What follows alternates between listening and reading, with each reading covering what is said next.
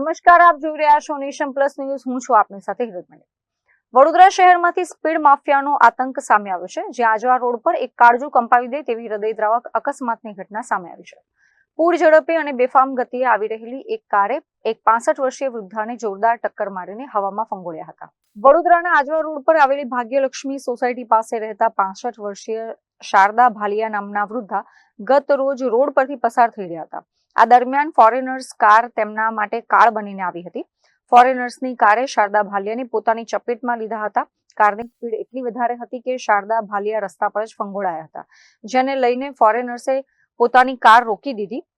આ સાથે જ આસપાસના લોકો પણ એકઠા થઈ ગયા હતા. શારદા ભાલિયાના માથે તેમજ શરીરના ભાગે જીવલેણ ઈજાઓ પહોંચી હતી, જેને લઈને કારમાંથી નીચે ઉતરેલા ફોરેનર્સ ચિંતામાં મુકાયા હતા. સ્થાનિકોએ સારવાર માટે 108 એમ્બ્યુલન્સને કોલ કર્યો હતો, પરંતુ અકસ્માત એટલો ભયાનક હતો કે શારદા ભાલિયાએ ઘટના સ્થળે જ અંતિમ શ્વાસ લીધા હતા. આ ઘટના અંગે મૃતકના પુત્ર દિલીપ ભાલિયાએ તાત્કાલિક બાપોદ પોલીસ મથકમાં અજાણ્યા કાર ચાલક વિરુદ્ધ ગુનો દાખલ કરાવ્યો છે. બાપોદ પોલીસે સીસીટીવી ફૂટેજ કબજે કરીને ફોરેનર્સ વિરુદ્ધ આગળની કાર્યવાહી કરવાની તજવીજ હાથ ધરી છે. કેમેરામેન નવનીત પરમાર સાથે Chirag Patel, Nation Plus News, Vadodara.